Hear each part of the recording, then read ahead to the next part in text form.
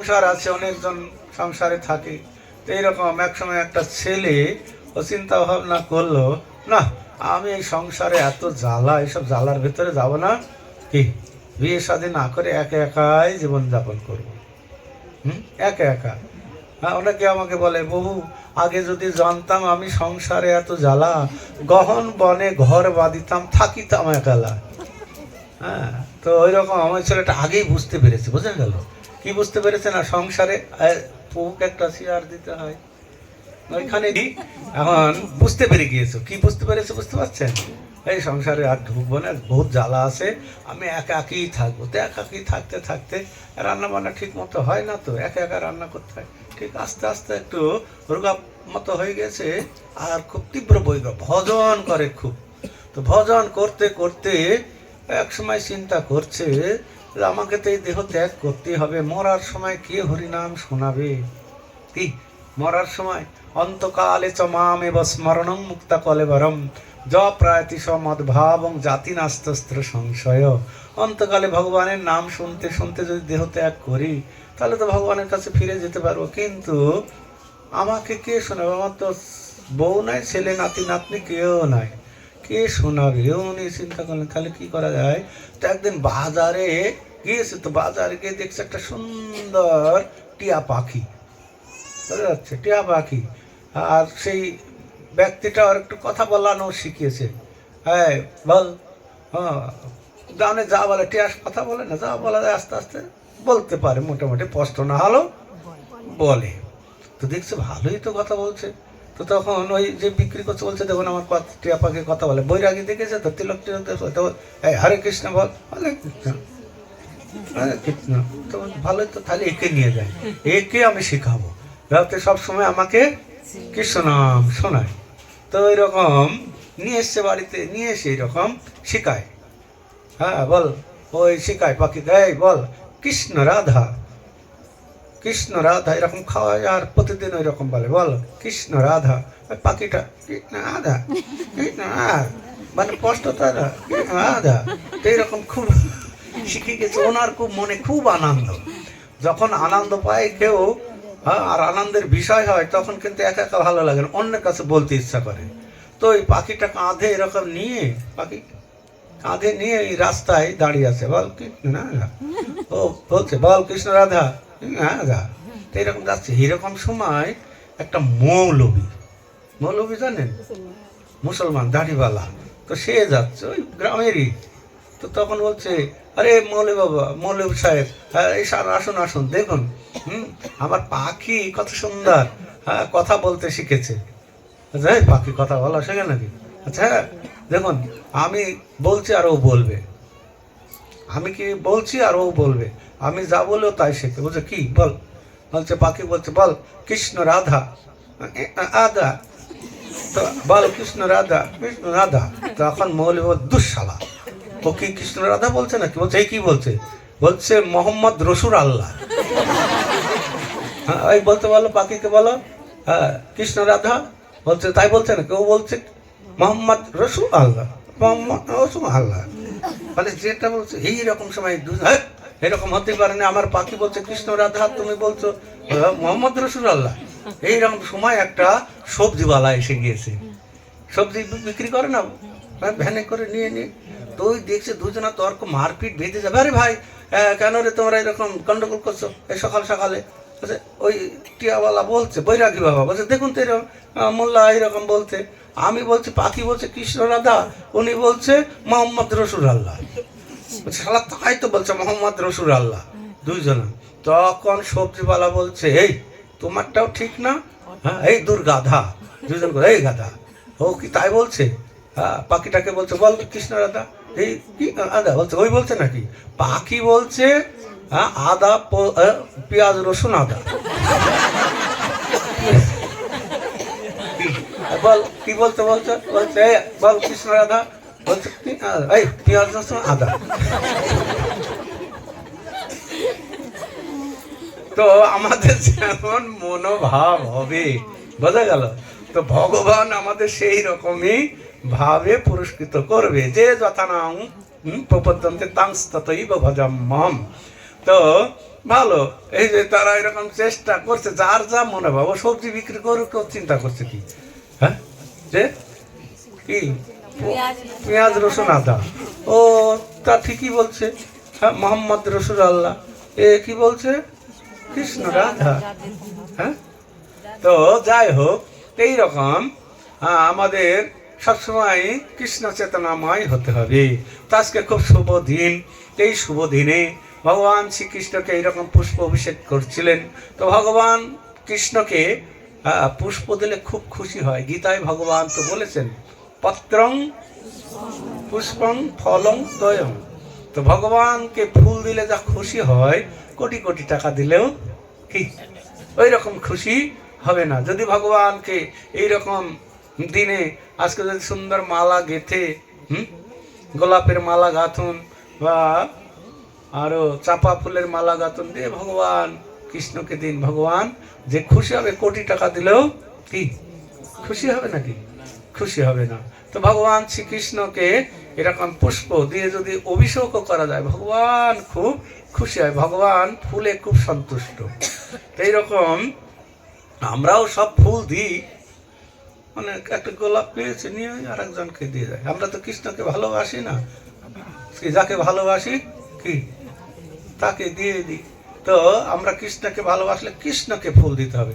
এইরকম একটা গ্রামে একটা জমিদার ছিল।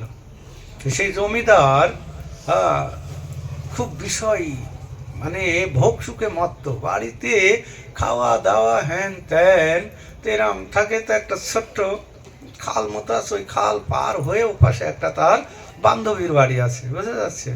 হ্যাঁ, তো প্রতিদিন ওই বান্ধবীর বাড়িতে যাই। তো বান্ধবীকে ওই সন্তুষ্ট করতে করতে করতে হাতের আংটি, তারপরে কি হাতের চুড়ি, নাকের গলার এইসব দিতে দিতে দিতে, আর ওইখানে গিয়ে নাচ গান হয়, টাকা ছড়ায়, জমিদার তো দিতে দিতে একদম জমিদারি তার শেষ হয়ে গেল।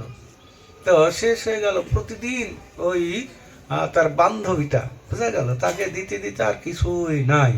তো একদিন চিন্তা করছে, মানে বাড়িতে এখন কিছুই নাই আর দেওয়ার মতো, কিছু নিয়ে গেলে আনন্দ দেবে, একটু নাচ গান দেখাবে, আর না দিলে কেন নাচ গান দেখাবে? দেখাবে না। তো চিন্তা করছে আজ কোথাও কিছুই নয়, কি নিয়ে যাব, মানে আংটি টাংটি হাতের যা কিছু ছিল সব বিক্রি শেষ ওনাকে দিতে দিতে, বোঝা যাচ্ছে? তখন কি নিয়ে যাবে? তো চিন্তা করতে করতে এই বেরিয়ে যাবে, আর তো বাড়ির পাশে দেখছে একটা সুন্দর গোলাপ ফুটে আছে। তো গোলাপ দেখে খুব মন ভরে গেল। তো গোলাপ দেখলে হবে না, গোলাপে কাঁটা আছে, কাঁটা আছে না? হ্যাঁ, কেন গোলাপ কেন দিয়ে গোলাপ তুলিতে, কি কেন খান তো গোলাপ তুলিতে? হ্যাঁ, কি যেন বলছে সুন্দর শ্লোক, প্রথম থেকে বললাম আর মনে পড়ে। কেন ফান্ত খান্ত হেরি দীর্ঘ পথ, উদ্যম বিহনে কি কারো পুরে মনোরথ, কাটা হেরি ক্ষান্ত কেন গোলাপ তুলিতে, হ্যাঁ, দুঃখ বিনা সুখ লাভ হয় কি মোহিতে। হ্যাঁ, তো গোলাপ দেখছে, বাহ, এই গোলাপটা, এতদিন তো গয়নাগাটি কত কিছু দিলাম, আজকে গোলাপটা দিয়ে দিয়ে একটু আনন্দ করে আসি। তো সেই গোলাপটা নিয়ে যাচ্ছে। তো যেতে যেতে এখন এই খালটা পার হবে, তো সে জমিদার তো এরকম কাপড় এখন নেই প্রভু, এখন আগেকার দিনে আমার বাবা পড়তো, আমি দেখেছি, মানে এইখানে এরকম সুন্দর সুন্দর গুছাবে, গুছিয়ে পকেটে পকেটে দেখেছেন? হ্যাঁ, কাপড় ভাঁজ করা দেয়া, আমার খুব ভালো লাগতো এটা, আগেকার মানুষ এগুলো পড়তো। তো সেই জমিদার এরকম পকেটে সামনে এরকম একটা কোঁচানো থাকে, জমিদার ব্যক্তি না সব, তো এরকম যাচ্ছে। তখন এটা তো আর ছাড়তে পারছে না, তো ওই খাল আছে, ওই খালটা পার হতে গিয়ে এটাই গোলাপ আছে, স্লিপ মেরেছে আর গোলাপটা পড়ে গেল, ওপারে চলে গেল। হাই হাই, আর কারেন্ট আছে জলে, হ্যাঁ, তো গোলাপ তো ভেসে যাচ্ছে, হাই হাই, আজকে তাহলে আমি কি দেবো? তো গোলাপটা নিয়ে যেতে লাগলাম, গোলাপটাও ভেসে গেল। তখন কি ভাগ্যক্রমে ভগবানের ইচ্ছায় একটু মতিটা ঘুরে গেল, গোলাপ যখন ভেসে গেল, ভেসে যাওয়া গোলাপ গোবিন্দায় নমঃ। কোনোদিন তো কিছু দেয় না, দেখা হচ্ছে বান্ধবীটাকে, তার আজকে গোলাপ পড়ে গিয়েছে, তখন কি বলছে? ভেসে যাওয়া গোলাপ এখন তার ওকে তার দিতে পারছে না, গোবিন্দের চরণে অর্পণ করে দিল ভেসে যাওয়া গোলাপ। তো এইভাবে চলতে চলতে চলতে ऐसा দিন নেই रहेगा। আর কতদিন, একদিন তো শেষ সময় আসবে। তো শেষ সময় এসে গেল, হরে কৃষ্ণ হয়ে গেল। তা আমরা তো এখানে চিরদিন থাকতে পারবো নাকি? এক সময় আমাদের হরে কৃষ্ণ হতেই হবে, তাই নাকি? তো আমরা যতই চেষ্টা করি থাকা যাবে না, বোঝা গেল? যতই চেষ্টা করি। সেজন্য মহাজনগণ বলছে যে সময় থাকতে সেজন্য আগে আগে হরি ভজন করো। সময় গেলে হরি ভজন আর তো হবে না ভাই রে, সময় গেলে হরি ভজন আর তো হবে না। পাঁচে পাঁচে মিলিয়ে যাবে, সঙ্গে কেউ তো যাবে না। সময় গেলে হরি ভজন আর তো হবে না। যেদিন শ্মশান ভূমিতে ও তোর সাজাবে চিতে, হরি বলে আগুন দেবে ও চাঁদ মুখেতে। তখন স্ত্রী পুত্র পরিজন কেউ তো ফিরে চাইবে না। সময় গেলে হরি ভজন আর তো হবে না। একই দেখতেছ স্বপন, একই আশ্চর্য ঘটন, মায়া কান্নায় যাচ্ছ ভেসে হয়ে অচেতন। এখন চেতন পেয়ে মধুসূদন নামটি একবার বলো না। সময় গেলে হরি ভজন আর তো হবে না। পাঁচে পাঁচে মিলিয়ে যাবে, সঙ্গে কেউ তো যাবে না। সময় গেলে হরি ভজন আর তো হবে না। তো ফুল চারজন এত আংটি গয়না গাটি দিয়েছে, ওকে আর সঙ্গে যাবে? তা আমাদের এরকম এই জগতে যা কিছুই থাক, যদি ভগবানের ভক্তি না থাকে তার অবস্থাটা কি হবে? শাস্ত্রে বলছেন পদ্ম পুরাণে, ভগবত ভক্তি বিহীনস্য জাতি শাস্ত্রং জপ তপ অপ্রাণস্যৈব দেহস্য মণ্ডলং লোকরঞ্জনম। ভগবত ভক্তি বিহীনস্য জাতি শাস্ত্রং জপ তপ, যার ভগবানের ভক্তি নেই, তার 10 তলা বাড়ি থাক, হ্যাঁ গাড়ি থাক, টাকা পয়সা থাক, স্ত্রী পুত্র পরিজন আত্মীয় স্বজন যাই থাক, তাহলে কি বলছেন? ভগবত ভক্তি বিহীনস্য জাতি শাস্ত্রং জপ তপ, যা কিছু থাকে থাক, অপ্রাণস্যৈব দেহস্য মণ্ডলং লোকরঞ্জনম। একটা স্ত্রী, অনেক টাকা পয়সা ছিল, জমিদার বাড়ির স্ত্রী, বউ, জমিদারের রানী, তো অনেক গয়না গাটি কত কিছু পরতো, ভালো ভালো শাড়ি, কিন্তু রাত্রে হরে কৃষ্ণ হয়ে গিয়েছে, বোঝা গেল? তখন সকালবেলায় বের করছে, পাড়ার লোকজন আসলো, হায় হায় এত সুন্দর, আর কত কিছু, তো কত গয়নাগাটি পরতো, রাত্রেই সব ছিঁড়ে নিয়েছে। ছেলে বৌমা নাতি নাতনি বেরোচ্ছে না, মোটা হয়ে গেছে তো একদম ছিঁড়ে ছুটে মাংস, কানেরটার খোলার সময় নাকি আগে নিতে পারে, বোঝা গেল? আমাদের এরকম করবে, গয়নাগাটি পরবো, শাড়িগুলো সব ভাগ করে নিয়েছে, দেখছে ব্যাংক ব্যালেন্স কোথায়, পাসবইটা কোথায় আছে সব। হ্যাঁ, তারপরে কি হবে? লোকজন এসে বলছে, আরে এর তো অনেক গয়নাগাটি ছিল, এগুলো পরা, তো তারপরে আর কি যা কিছু ঘরে এবার লক করা ছিল সেইগুলো নিয়ে এসে সবাই বলছে এই গয়নাগাটিগুলো পরা, ভালো শাড়ি ছিল পরা, তখন সেইগুলো পরাচ্ছে গয়নাগাটিগুলো। তো তখন কি আর ভালো দেখাবে? অপ্রাণস্যৈব দেহস্য মণ্ডলং লোকরঞ্জনম, যে দেহে প্রাণ নেই সেই দেহে গয়নাগাটি পড়লে কি তার শোভা বৃদ্ধি পাবে? পাবে কি? প্রাণ নেই দেহে। তা আমাদের বাড়ি গাড়ি টাকা পয়সা সব আছে, কিন্তু ভগবানে যদি ভক্তি না থাকে, অপ্রাণস্যৈব দেহস্য মণ্ডলং লোকরঞ্জনম, আমার এই বাড়ি গাড়ি টাকা পয়সা সব ওই রকম মৃত নারীকে গয়না পরিয়ে সাজানোর মতো হয়ে যাবে। তা আমাদের জীবনের মূল লক্ষ্য থাকবে কি? ভগবানের ভক্তি। তো সেই পুরুষটা যখন পার থেকে পড়ে গেল, ভেসে যাওয়া গোলাপ গোবিন্দায় নমঃ দিয়ে দিল, কিছুদিন পরে ও হরে কৃষ্ণ হয়ে গেল। তো হয়ে গেলে তো যারা ভক্ত হয় তাদের জন্য বৈকুণ্ঠ থেকে বিষ্ণু দূত আসে নিয়ে যাওয়ার জন্য, আসে না? আর যারা অভক্ত তাদের জন্য, এখন অভক্ত বললে আবার অনেকে খেপে যায়, রেগে যায়, আমি কি ভক্ত না? এখানে অভক্ত আপনি একটাও খুঁজে পাবেন না এই জগতে। কেউ গাঁজার ভক্ত, কেউ মদের ভক্ত, কেউ বিড়ির ভক্ত, কেউ মাছের ভক্ত, কেউ মাছের ভক্ত, কেউ গেড়ি ভক্ত, কি ভক্ত কি না? হ্যাঁ, কেউ মা কালীর ভক্ত, কেউ মনসার ভক্ত, কেউ কৃষ্ণ ভক্ত। আরে বল, অভক্ত কেউ আছে? আপনি খুঁজেই পাবেন না এরকম অভক্ত। সবাই ভক্ত। আরো আছে, আমি আর বলবো না, ওটা বুঝে নিন। হ্যাঁ, তো এরকম সব ভক্ত। তো এখন ভক্ত মারা গেলে ভগবানের বৈকুণ্ঠ থেকে বিষ্ণু দূত আসে নিয়ে যাওয়ার জন্য। এত সুন্দরভাবে নিয়ে যায়, একদম শঙ্খ ঘণ্টা মৃদঙ্গ কাসর আর সুন্দর রথ। যখন ধ্রুব মহারাজকে নিয়ে যাচ্ছিলেন রথে করে, বা অজামিলকে রথে, ভাগবতে সুন্দর বর্ণনা। তো আমরা যদি ভক্ত হব, তো ভগবানের দূত আসবে, বিষ্ণুদূত বৈকুণ্ঠ থেকে এসে কি নিয়ে যাবে আমাদেরকে, কত সুন্দর করে নিয়ে যাবে। নিয়ে যাবে কেন? যেমন এখনকার নেতারা আসলে কি রিসেপশন করে, কিরকম ভালো লাগে। তো এইরকম।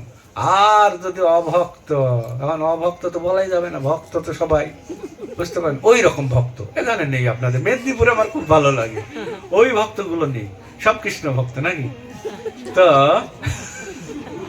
এখন ওই রকম ভক্ত মারা গেলে কি হবে? তখন জম লেক থেকে আসবে। যেদিন জমের দূত এসে ও তোকে ধরবে রে কষে, জমের দূত এসে যাবে, এসে কষে ধরবে, কিন্তু সবাই দেখতে পারবে না, কিন্তু যে মরে সে কিন্তু দেখতে পায়। কিন্তু এখন আগেকার দিনে দেখতে পারতো। দেখবেন আগেকার দিনে বাড়িতে দাদু ঠাকুমা বা কিছু মর হয়েছে, তখন ওরা দেখতে পারতো, ও যেন জমকে দেখে পায়খানা প্রস্রাব করে ফেলতো, জমদূত আসছে দেখে। কিন্তু এখন তো বেশিরভাগ মরে হসপিটালে, ওই ক্রোমার ভিতরে ঢুকিয়ে দিলে কি, ওই যে কাঁচের ঘরে, আর জমও ওখানে যাবে না, জমদূতও যাবে না। কাঁচের ঘরে জমদূত প্রভু যাবে, সিদ্ধ বকুল প্রভু কাঁচের ঘর, কাঁচের ঘরে মরে। তার যে কি গতি হয় বোঝা মুশকিল। তখন তার মৃত্যু হয়েছে, তখন যমদূত চলে এসেছে যমলোক থেকে, এসে একদম সোজাসুজি কি নিয়ে গিয়েছে কোথায়? যমলোকে। যমলোকে নিয়ে গেলে সকাল সকালে এসে গিয়েছে ক্যান্ডিডেট কি, তো বসে গিয়েছে ধর্ম সিংহাসনে। যমদূত সব নিয়ে এসে ফেলেছে, প্রভু এই যে এসে গিয়েছে সকালে সকালে। তখন যমদূত চিত্রগুপ্তকে বলছেন, দেখো চিত্রগুপ্ত, সারা জীবনে কি করেছে, কি পুণ্য করেছে আর কি পাপ করেছে। তো আমরা দুটোই করি, করি কিনা? পাপও করি, পুণ্যও করি, তাই না? তা আপনাদের ভিতরে নাই এইরকম। হ্যাঁ,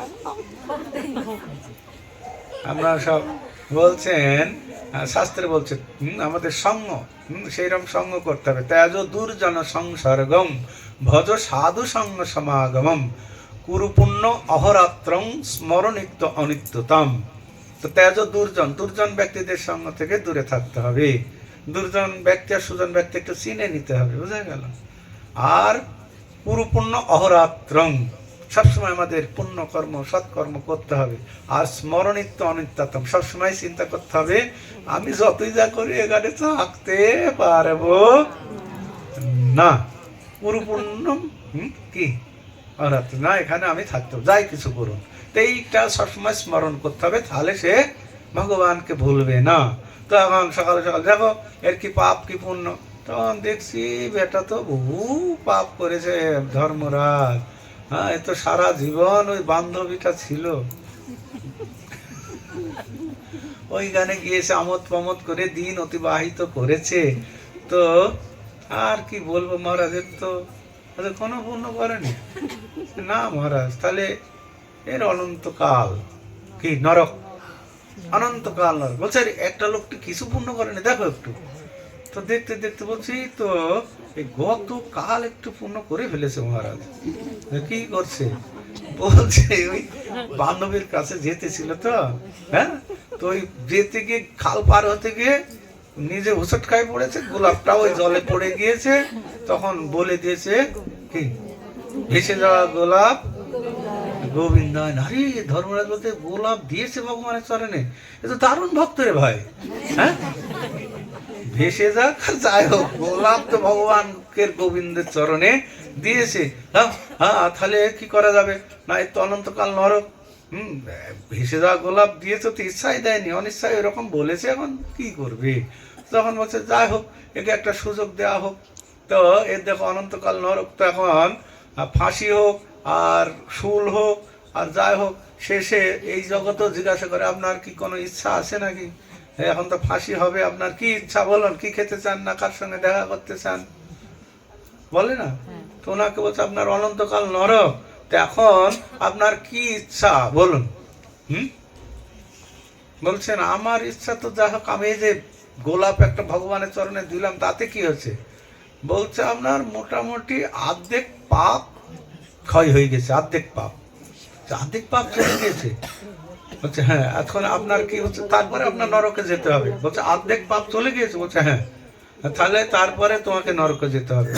তখন বলছে ঠিক আছে, আমার একটা ইচ্ছা, সেটা পূরণ করুন। তো বলছে কি?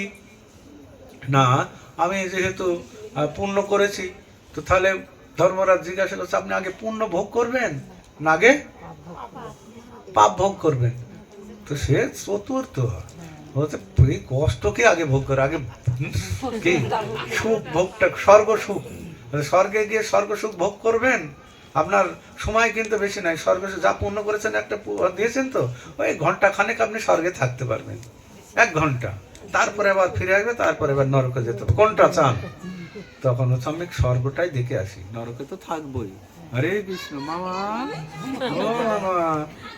তখন ও স্বর্গে 1 ঘন্টা সময় পাঠিয়ে দিল। তখন স্বর্গে যে ইন্দ্র বলছে কি তিলক তোমার নাচ দেখবে না রম্ভা না মেনকা না উর্বশী? হ্যাঁ, স্বর্গে শুধু ভোগ, স্বর্গে সোমরস আছে, বোঝা গেল? এরকম চুলায় হাঁড়িয়া ফাড়িয়া পাওয়া যায় না ওখানে, বোঝা গেল? স্বর্গে সোমরস, ওগুলো উন্নত মানের, খেলেই শরীরে একদম যৌবন প্রাপ্ত, বুড়া মানুষও একদম চাঙ্গা হয়ে যাবে, বোঝা গেল? একদম ওইটা খাবেন না, কার নাচ দেখবেন, তিলক তোমার উর্বশী মেনকার কার নাচ দেখবেন? বলছে ওইগুলো আমি পরে দেখবো। তো দেখছে স্বর্গের নন্দন কানন, স্বর্গে নন্দন কানন আছে না, তো ওইখানে দেখছেন দারুণ দারুণ গোলাপ ফুল একদম লাল টকটক করছে, ফুটে আছে। তখন মনে করছে ওরা আমি একটা গোলাপ তাও ইচ্ছাই দিইনি, ভেসে দিয়েছিল, তাতে আমার 1 ঘন্টা স্বর্গবাস হয়ে গেছে।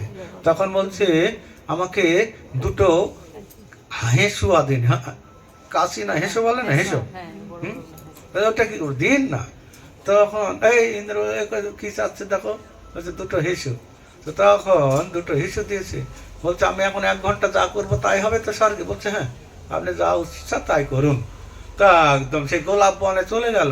গোলাপ গিয়ে এরকম এই গোলাপ গোবিন্দায় নম, গোলাপ একদম দিচ্ছে, আর এদিকে স্বর্গের যত গোলাপ গোবিন্দায় নম, 2 হাতে শুধু কাটছে, কাটতে কাটতে কি একদম গোলাপ সব শেষ।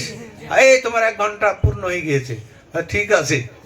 তারপরে আবার রিটার্ন চলে আসতে কোথায়, যমলোকে এসে গিয়েছে। তখন বলছে চলুন এবার। কেন? আমি একটা ফুল ভেসে যাচ্ছিল, হ্যাঁ সেইটা দিয়েছিলাম ভগবানের, তাতে 1 ঘন্টা আমার স্বর্গবাস, আর আমি কত ফুল আমি দিলাম এইবার বুঝতে পেরেছেন? হ্যাঁ, এইদিকে কি গোবিন্দায় নম, এইদিকে গোবিন্দায় নম, এইদিকে মেশিনে যেমন ধান কাটে না, হ্যাঁ দেখেছে, ওই কত ফুল, হাজার হাজার ফুল আমি কেটে দিলাম, তাহলে আমার কি কোনো পুণ্য হয়নি? তারপরে খাতা খুলো তো, বলছি তো অনন্তকাল নরক না, তো অনন্তকাল স্বর্গবাস, খাতায় আর কোনো পাপই নাই।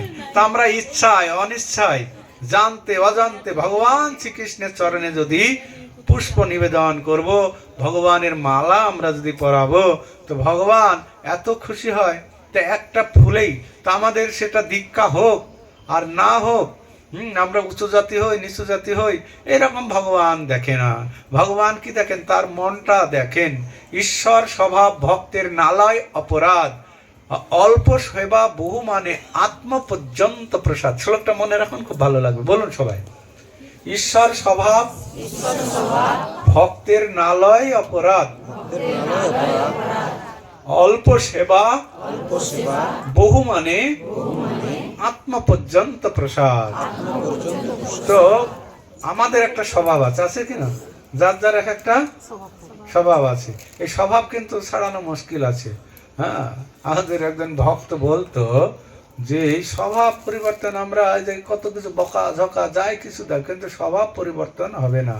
কেন বলতো যে ইল্লত যায় না ধুলে, স্বভাব যায় না মূলে, আর আতর গোলা দিয়ে সুচোর গায়ের গন্ধ যায় না গোলা ভাই আতর গোলা দিলে।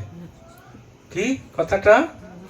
স্বভাব যায় না মূলে, ইল্লত যায় না ধুলে। ইল্লত জানেন? ইল্লত ইল্লত লোক আছে না, নোংরা লোক। ইল্লত যায় না ধুলে, স্বভাব যায় না মূলে, সুচোর গায়ের গন্ধ যায় না, যাবে? সুচোর গায়ে আতর গোলা দিলে যাবে? তো এইরকম আমাদের এইরকম কিছু স্বভাব আছে, প্রত্যেকটি ব্যক্তির এক একটা স্বভাব আছে, আছে না? যেমন লঙ্কার স্বভাবটা কি? রসগোল্লা, ইলেকট্রিক হাত দিলে, হ্যাঁ, এটা তো গেল। আর আমাদের ব্যক্তিগত এক একজনের স্বভাব আছে। কারো দেখবেন খুব সুন্দর মিষ্টি কথা, আছে না, গেলে প্রাণ জুড়ে যায়। কারোর কাছে আছে, এরকম আছে বহু। হ্যাঁ, ধারে কাছে মিষ্টি কথা তো দূরে থাক। তো তার স্বভাব, ওটা কিন্তু আমরা পরিবর্তন করতে পারবো। ওটা ভগবানের দেওয়া, ভগবানের দেওয়া।